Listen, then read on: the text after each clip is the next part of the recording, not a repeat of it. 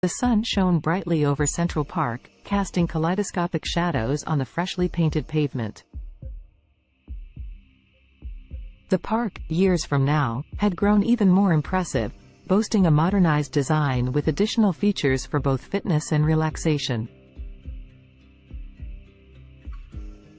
Around this particular slice of the future metropolis, anticipation was beginning to build. Today was the day when the miraculous one-day weight loss plan was set to take place, a magical and extraordinary competition unlike any other. Despite the sense of excitement in the atmosphere, the story's protagonists Allison, Henrietta, Azul, and Cambrio would find themselves entangled in a unique test of wits, determination, and strength. Before unraveling their journey, let us become acquainted with these four distinctive characters. Allison was a bright young woman, always keen on adopting new technologies and innovations, especially those that revolve around health.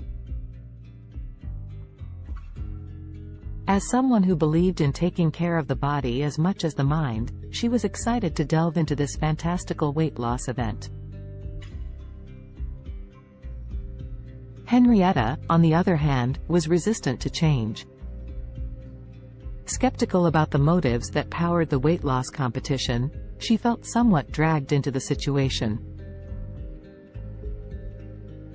Her friend Azul shared the same outlook, mainly due to an underlying sense of contentment with their bodies. They did not necessarily wish to lose weight, but the grand prize of $1 zillion piqued their interest, overshadowing their hesitation and skepticism. Cambrio, the last of our main characters, was not drawn to the competition by the fantastical weight loss premise, nor by the alluring prize money. Instead, he sought to test the limits of his mental and physical abilities, curious about the true nature of this challenge and what it could potentially reveal about himself.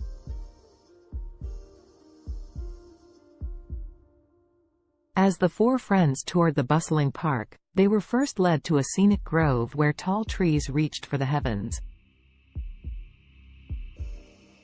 Here, the participants were sized up and their resolve was tested by a series of workouts designed to push their bodies to the absolute limit. Fountains offering magical lemonade, a crucial ingredient in this mystical weight loss potion, were sprinkled throughout the park.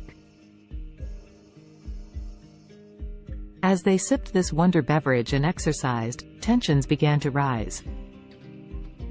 Allison, Henrietta, Azul, and Cambrio soon discovered that the competition was more than just a physical test. It was a journey of self-discovery, reflection, and personal growth that would take each of them through their darkest fears and deepest desires, unleashing hidden emotions and buried secrets. The exercises were mentally draining, forcing participants to confront their motivations and question the very essence of their existence. The first major twist in the story unraveled during an arduous workout beneath the canopies of towering trees. As Henrietta pushed the limits of her physical endurance, she unexpectedly came to terms with an insecurity she had always tried too hard to suppress. Like many, she had always sought the approval of others, relinquishing her control over her own happiness to achieve a level of external validation. The realization that she was more than the opinions of others shattered the insecurity, leaving her feeling invigorated and empowered. Elsewhere in the park, Azul tackled a similar personal battle. Running through the park's maze-like pathways, the taste of the magical lemonade on her lips, she confronted her rampant self-doubt. Their journey through the labyrinth of exercise stations became introspective. Attention business owners. If you're a business owner, you can get free access to this book, 77 Ways to Get More Customers. This book sells for $20 or pounds on Amazon. I want to give you immediate free access to the online version because in this economy, there is nothing more urgent or important than getting customers. And what most business owners don't realize is there are 77 ways to get customers into your business, but most only use one or two. For example, number one, social media. You've got to be using social media effectively, but most people aren't doing it right. Just getting people to like you on Facebook, for example, won't be particularly effective. In your free book, I'll show you exactly how to use social media effectively. Number two, your website. If you've had the experience of people coming to your website but not converting to customers or not contacting you from your website, you're not alone. And there are some really powerful things you can do that can help improve your conversion rates and therefore your sales or your leads from your website. It's all in your free book. Number three of the 77 ways to get more customers, email marketing. We've got to be sending emails regularly to our customers, but you need to send the right type of emails, and you need to send them at the right time of day and on the right days. And I'll show you how to do that in your free book. Number four, Instagram. Instagram has emerged as a really powerful way to grow a business, but you've got to build followers on Instagram. I'm going to show you how to do that even if you're brand new to Instagram.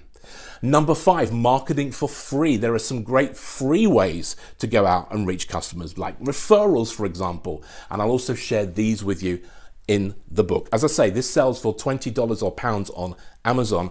I'm doing this because I want to introduce you also to me and my work. My name's Chris Cardell. For the last 20 years, I've been working with entrepreneurs across the world, UK, USA, Canada, Australia, and New Zealand, to use advanced online marketing and marketing to grow your business. Every year, thousands of people come to my seminars and events, and because of my reputation, I'm widely regarded now as a leading figure in the entrepreneurial and media world. I would love to have a lifelong relationship with you. I would love to show you the ways to protect your business in this crazy economy. And in business, I believe in giving first. I believe in investing in a long-term relationship. So I'm going to give you the immediate free access to the book. There's a learn more button down here, I think. Just go there and you get immediate online access to 77 ways to get more customers. If you're willing to use all 77, it could have a major impact on your business. But even if you pick the 5 or 7 or 10 that are the easiest for you to use, it really could make a significant difference. So please don't miss out. Go to the website, confirm your details, and you'll get immediate online access to 77 ways to get more customers.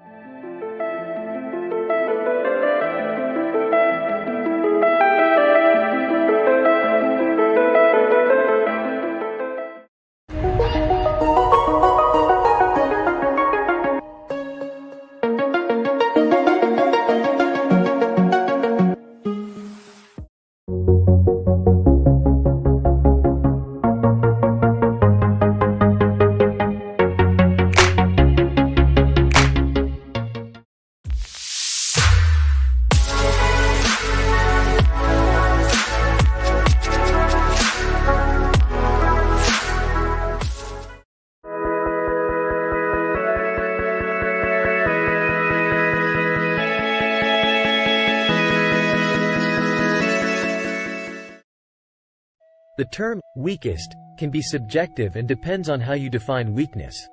If we consider physical strength or size, there are numerous small and delicate organisms that could be considered relatively weak compared to larger and more powerful creatures. For example, some microscopic organisms like certain types of bacteria or single-celled protists are incredibly small and have limited physical strength compared to larger organisms. They rely on other mechanisms, such as rapid reproduction or biochemical adaptations, to survive and thrive. In terms of larger organisms, certain species of delicate insects or small invertebrates could be considered relatively weak due to their size and vulnerability. For instance, some species of mayflies or delicate butterflies have fragile bodies and are not equipped with strong defenses or physical capabilities. It's important to note that while these organisms may be physically weaker compared to larger or more robust creatures, they have their own unique adaptations and strategies that allow them to survive and play important roles within their ecosystems. The strongest creature on Earth depends on how you define strongest. There are several ways to measure strength, including physical strength, bite force, or lifting capacity. If we consider physical strength in terms of sheer power and force, the blue whale, Balaenoptera musculus, holds the title. It is the largest animal ever known to have existed, with adult males weighing up to 200 tons and measuring around 98 feet, 30 meters, in length.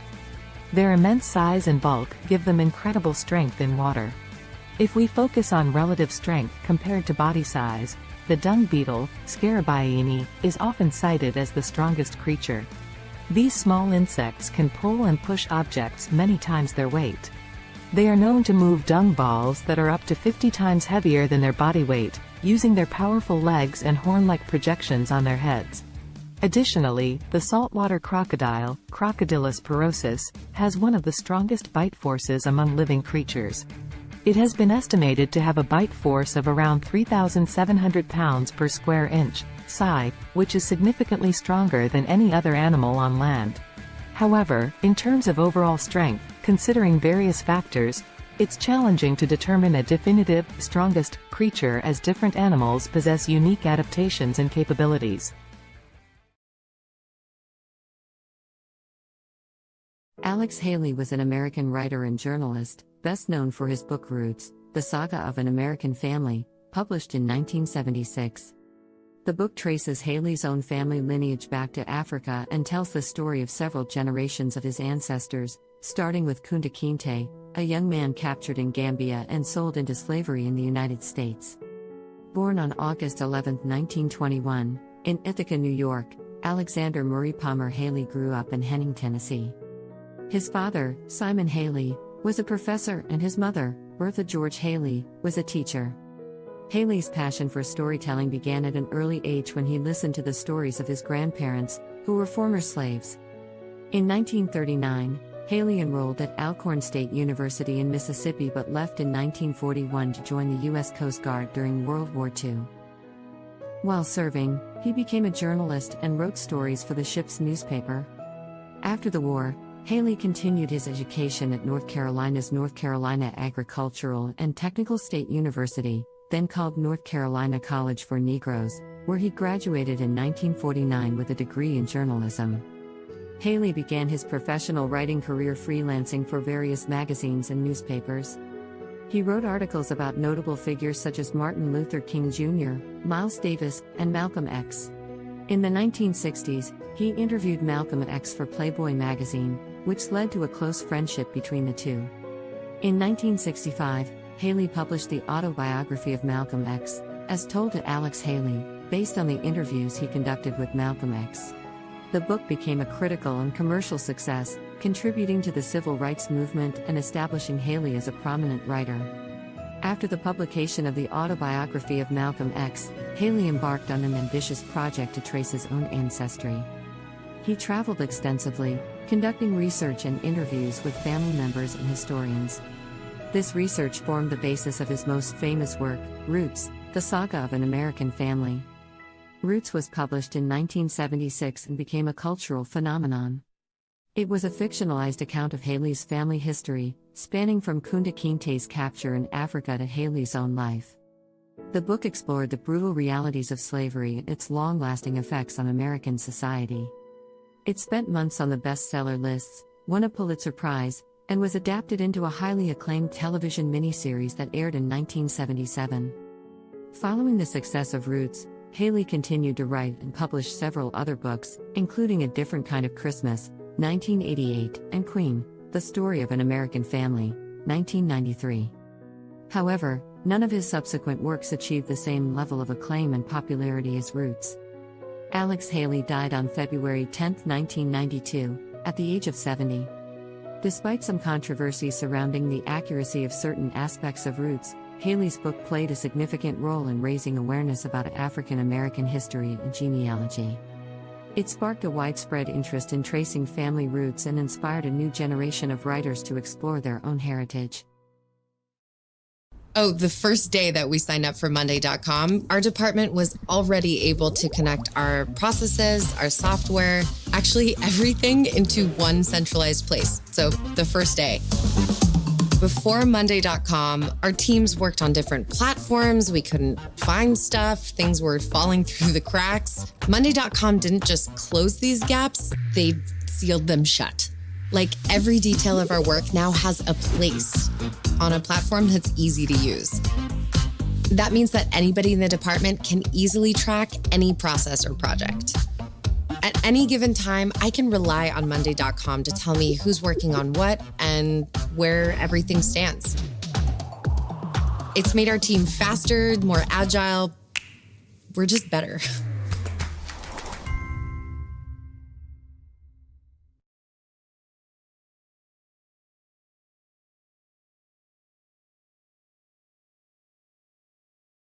To whom it may concern. When I came to Canada, I wasn't able to find a job with the prior experience I had. I needed to make a change, so I completed a Google Career Certificate, and the job search that was once difficult became filled with opportunity. And given the chance, I'll show how exciting it can be. Stand out with a Google Career Certificate. Visit grow.google/certificates.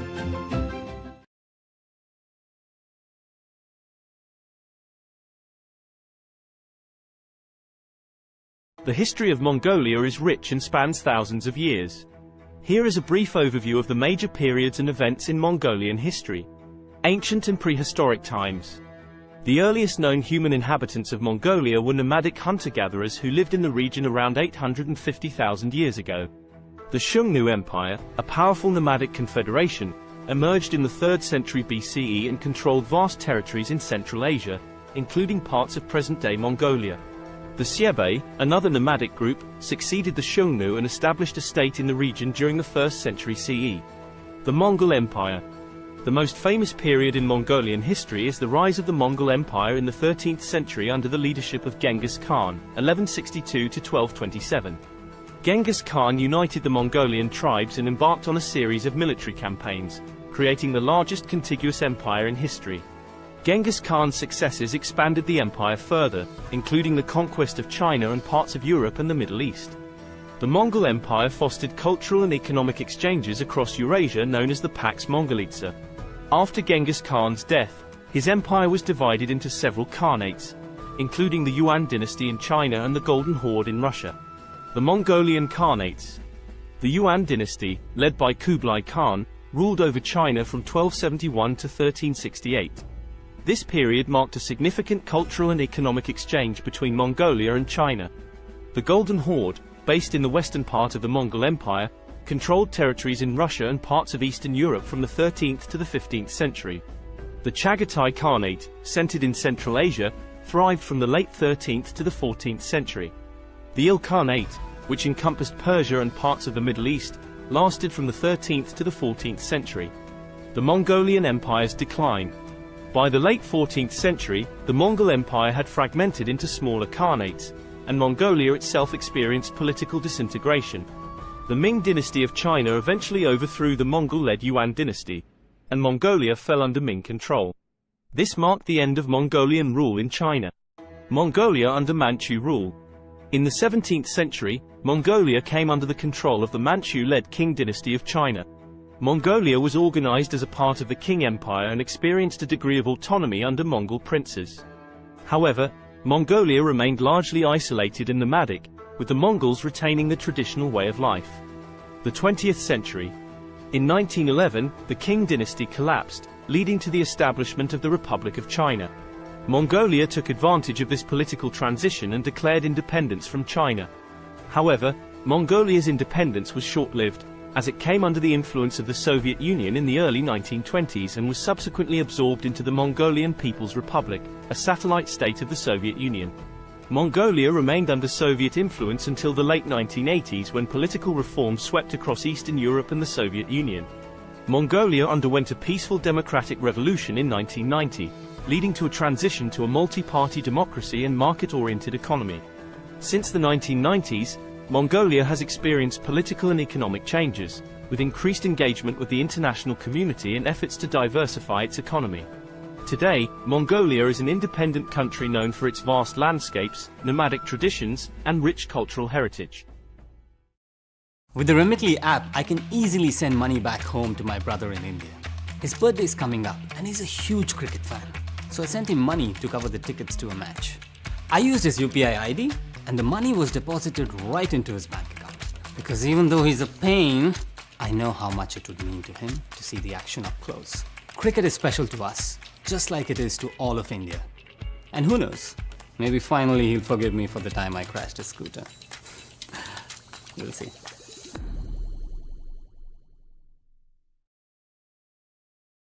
As of my knowledge cutoff in September 2021, here is a list of some of the most expensive cars in the world. 1. Bugatti La Voiture Noire, 11 million euros, approximately $12.5 million United States dollars. 2. Rolls-Royce Sweptail, estimated at $13 million USD. 3. Bugatti Centodieci, $9 million USD. 4. Bugatti Divo -$5.8 million United States dollars. 5. Mercedes-Benz Maybach Accelero, estimated at $8 million USD. 6. Bugatti Veyron by Mansouri Vivere -$3.4 million United States dollars.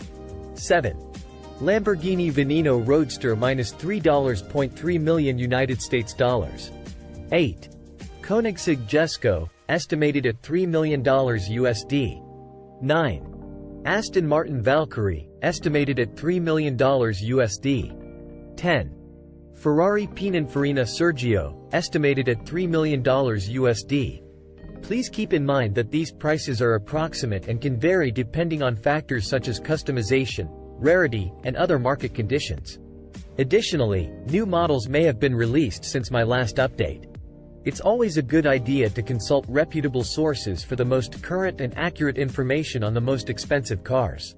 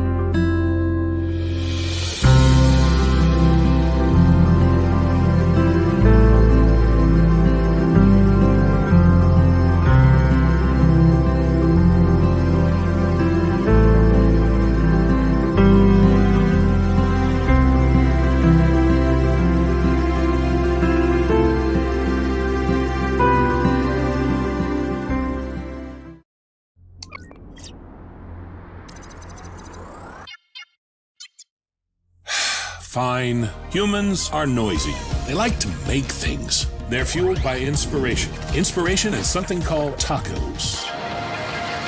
Change makes them nervous, but embracing it changes everything. Yeah, imagine that.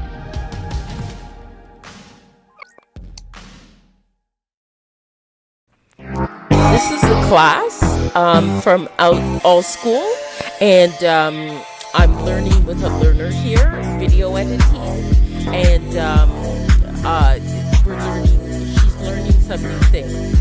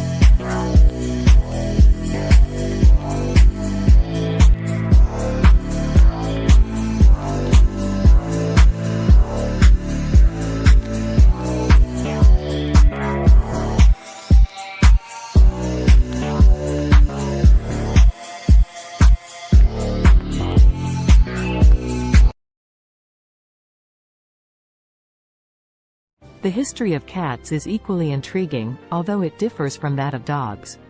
Cats, specifically domestic cats, Felis catus, have a long and complex history intertwined with human civilization. The origins of domestic cats can be traced back to their wild ancestors, the African wildcat, Felis libica. Around 9,000 years ago, in the Near East region, wild cats and humans started to interact due to the presence of grain stores, which attracted rodents. The wildcats would prey on the rodents, and humans likely appreciated their pest control abilities.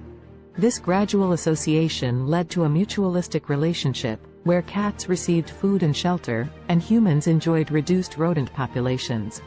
The domestication of cats differs from that of dogs because it was more of a self-domestication process. Unlike dogs, cats were not actively bred and selectively chosen by humans for specific traits. Instead, cats largely chose to coexist with humans independently, showing a high degree of self-domestication. Over time, cats adapted to living in human settlements and became increasingly comfortable around people. Ancient Egyptians played a significant role in the history of cats. Cats were highly revered in ancient Egyptian society, and they were associated with the goddess Bastet. Cats were considered sacred and were even mummified when they passed away.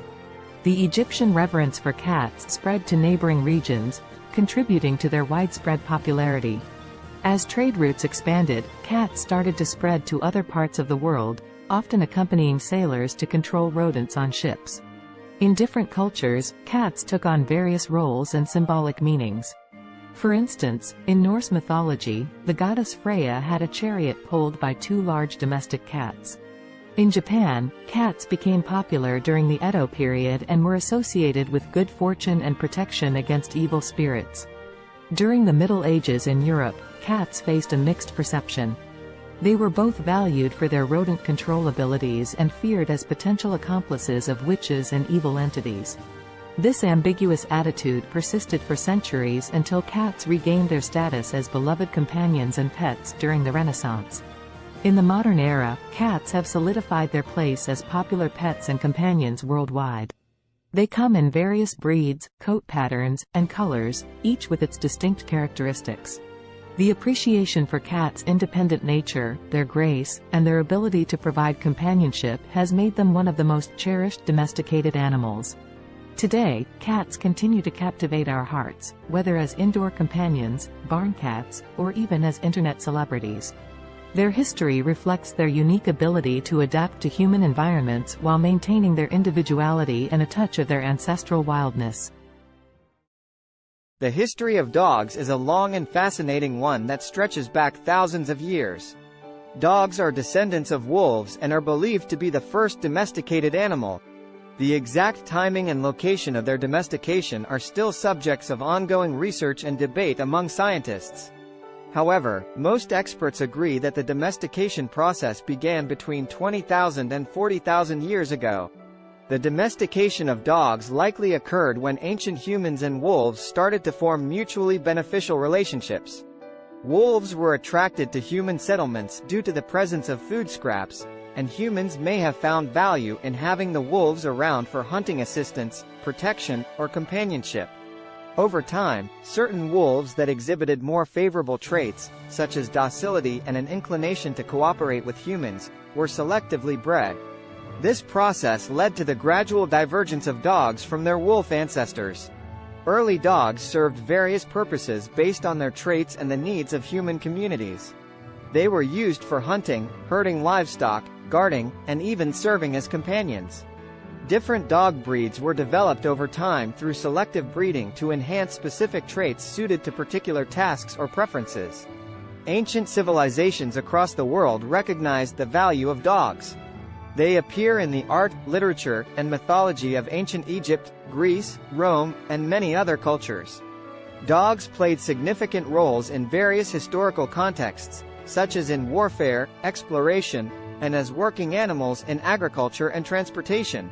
In the 19th century, the concept of dog breeds became more formalized, and kennel clubs were established to maintain breed standards and register pedigrees. The breeding and showing of purebred dogs gained popularity, leading to the development of hundreds of distinct breeds with specific characteristics. Today, dogs continue to be cherished companions and serve important roles in various fields, including search and rescue, therapy, and service work.